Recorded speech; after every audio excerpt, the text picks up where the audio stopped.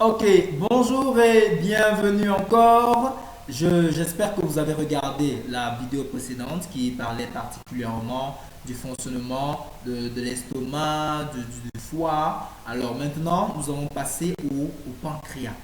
Alors, quel est le rôle du pancréas? Le pancréas a deux rôles. D'abord, il permet encore la décomposition des éléments nutritifs en d'autres petits éléments. Ils ne sont pas obligés de voir maintenant. Alors, ça rentre toujours dans le processus de digestion, de telle sorte que l'assimilation, l'absorption au niveau de l'intestin grêle soit complet et que nous pouvons profiter de cela. Le pancréas a aussi un rôle très très important au niveau de notre santé. Le pancréas est le lieu où se trouvent deux cellules principales, deux groupes de cellules qui sont responsables de la sécrétion de l'insuline et du glucagon. Alors on va se poser la question, c'est quoi l'insuline? Je suis diabétique, je vais de temps en temps me faire des injections d'insuline pour ceux qui sont de diabète de type 1. Bien.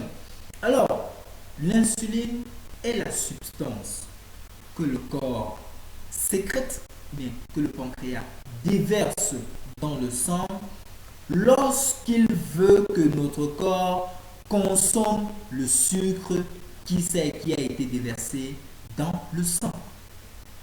Parce que la place du sucre, ce n'est pas dans le sang. C'est la raison pour laquelle, lorsque vous êtes hyperglycémique et que vous avez trop de sucre dans le sang, il y a des phénomènes qui commencent à se déclencher anormalement. Lorsqu'on a trop de sucre, de glucose dans le sang, ça commence à altérer les terminaisons nerveuses. Et ce n'est pas très bon. On commence à être insensible à certaines choses. On commence à ne plus ressentir, on ne reçoit plus des réponses nerveuses. Et là, c'est dangereux. Alors, qu'est-ce qu'il faut faire? L'insuline est sécrétée lorsqu'il y a du sucre dans le sang. Et lorsque l'insuline arrive, c'est simple. Il va vers les éléments qui consomment le sucre. Alors, il va vers les muscles. Toc, toc, toc. Bonjour, il y a du glucose. Alors, le muscle consomme du glucose et ça fait en sorte qu'il a de l'énergie pour pouvoir consommer. Toc, toc, le système nerveux et tout le reste. Donc, l'insuline est très, très important.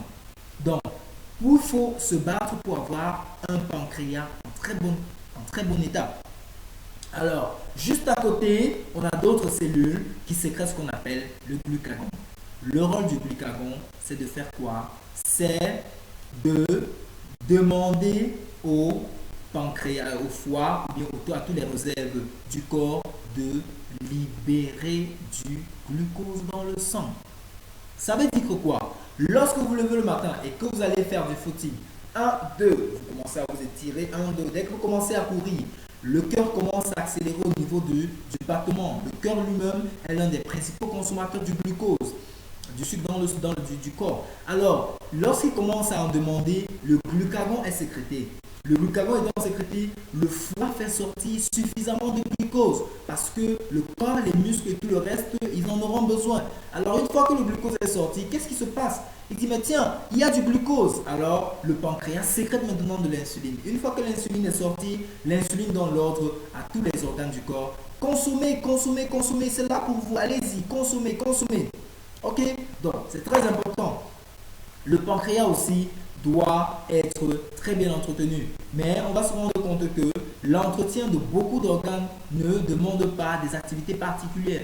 D'abord, une très bonne nutrition, avoir une alimentation équilibrée, c'est-à-dire qui contienne tous les éléments, vitamines, protéines, lipides, glucides, de l'eau, les sels minéraux et tout le reste.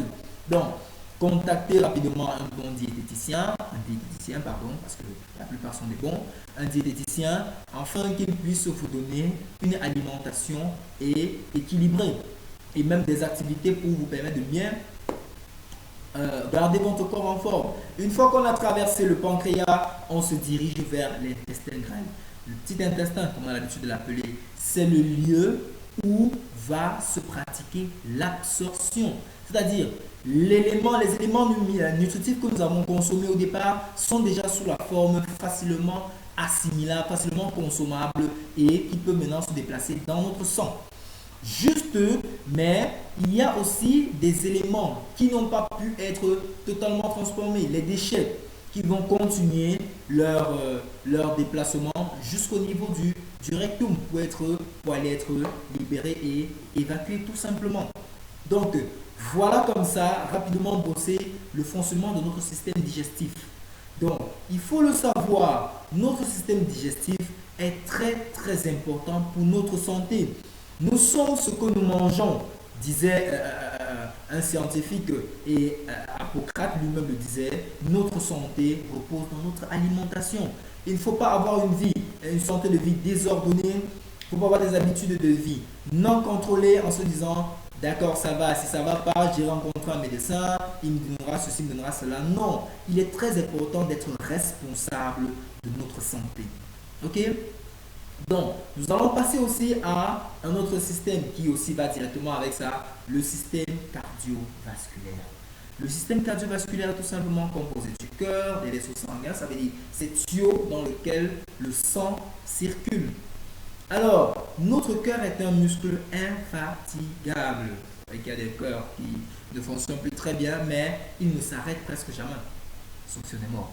Ok. Alors, notre cœur a pour rôle principal de pomper du sang. Alors, le sang fait le tour dans notre corps.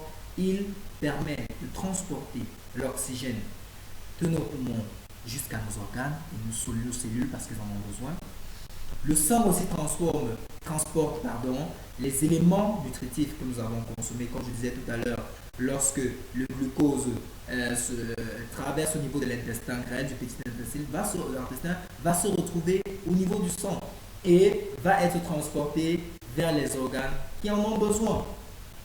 Le sang aussi transporte les éléments qui vont lutter, qui vont aider notre corps à se battre, à se débarrasser des éléments qui sont indésirables. On a parlé des globules blancs et tout le reste. Oui.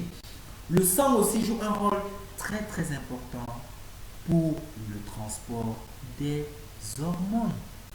Oui, c'est très important. Nous réagissons le plus souvent face à la présence de certaines substances dans notre corps qu'on appelle les hormones. Il y a toute une catégorie qu'on appelle les catécholamines. Alors, adrénaline et tout le reste, le plus souvent lorsque vous avez un déversement à grande quantité de catécholamines dans votre sang, et bien là, lorsqu'on dit souvent je suis sous adrénaline, ça veut dire que vous avez la pression qui monte, parfois c'est un peu de colère, il y a de l'énergie qui veut se dégager en vous. Alors, donc ça veut dire qu'il faudra aussi faire très attention avec ce côté parce que il faut savoir être à l'écoute de son corps. Il faut savoir être à l'écoute du comportement de son corps. C'est pas parce que il y a eu un événement qui m'a fait un chute d'adrénaline dans le sang que je vais directement réagir comme cela. Non, il faut savoir nous écouter. Alors, au niveau de notre sang, joue les rôles de transporteur. Il transporte aussi les déchets pour aller les déposer aux différents organes épurateurs tels que les reins. On en parlera tout à l'heure. Alors, par la suite, on a le cœur, on a le sang et on a les vaisseaux sanguins. Les vaisseaux sanguins, c'est très important. Nos vaisseaux sanguins sont des tuyaux qui font le tour de tout notre corps. Et ils sont de plus en plus grands lorsqu'ils se dirigent vers le cœur et de plus en plus ramifiés lorsqu'ils se dirigent vers les organes. Alors, si nos vaisseaux sanguins sont bouchés à un certain moment, le sang n'atteindra pas certaines parties de notre corps, telles que le cerveau. Si les vaisseaux sanguins transportent le sang jusqu'au niveau du cerveau et qu'au niveau du cerveau, il y a des substances qui ont bouché les Attention, on peut avoir des maladies, on peut avoir des dysfonctionnements qui sont liés au manque de glucose et d'oxygène dans notre cerveau. Et ça peut causer la lésion, c'est-à-dire la destruction partielle et même parfois totale, surtout quand il s'agit de cerveau, de certaines aires de notre cerveau. Donc, les aires, lorsque je parle d'air, je parle des surfaces. Et ça dépend de la zone où ça va attaquer.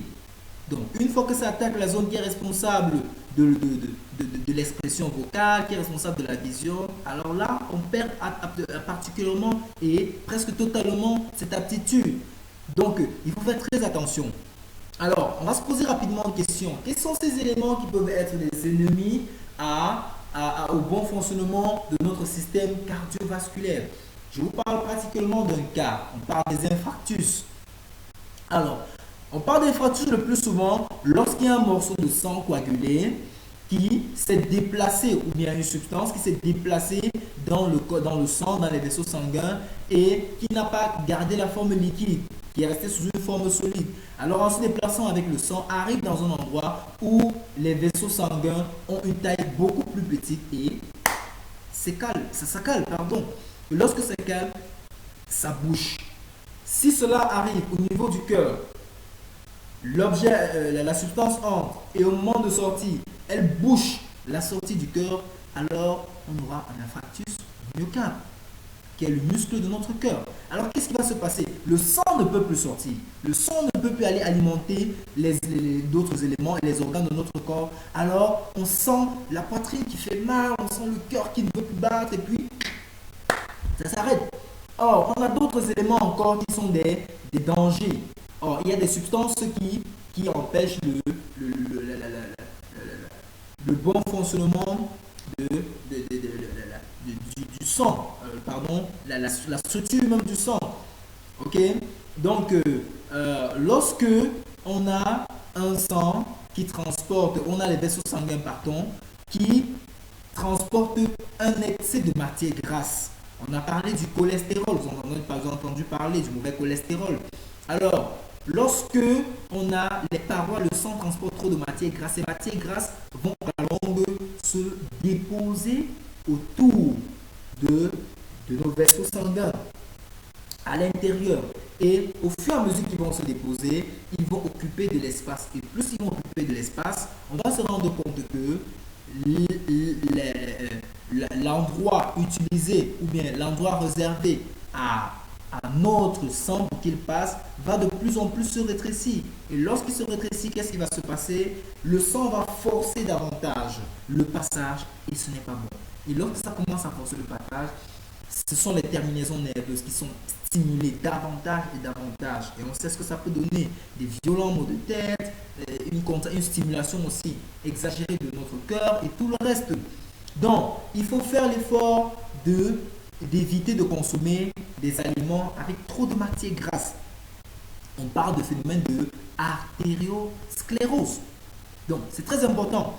Or, sachez une chose, nos vaisseaux sanguins sont faits de muscles blancs, ce qu'on appelle les muscles lisses, et ces muscles consomment du calcium en grande quantité pour se contracter ou bien pour se dilater. Parce que quand la pression du sang augmente, il faut que les vaisseaux se dilatent et lorsque la pression baisse, que les vaisseaux se recontractent pour que la pression soit équilibrée. Et pour éviter qu'on parle d'hypotension ou bien d'hypertension. Hypertension, c'est lorsque le sang est en train de frotter davantage et force le passage.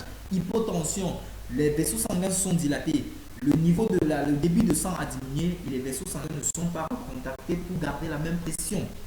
Donc, il faut faire très attention. Dans notre alimentation, le calcium joue un rôle très très important parce qu'il est aussi bien pour les muscles rouges, le muscle squelettique, le muscle cardiaque et les muscles lisses. Donc, c'est très important.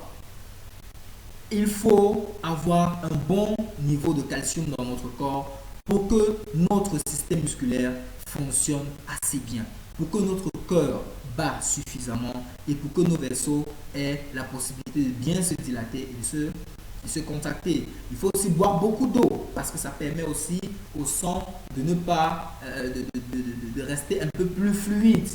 Ok? Donc, et on parlait tantôt, nous sommes faits à près de 90% d'eau. Alors, il faut régulièrement être en mouvement pour permettre à toute cette masse d'eau mélangée dans le sang de s'agiter.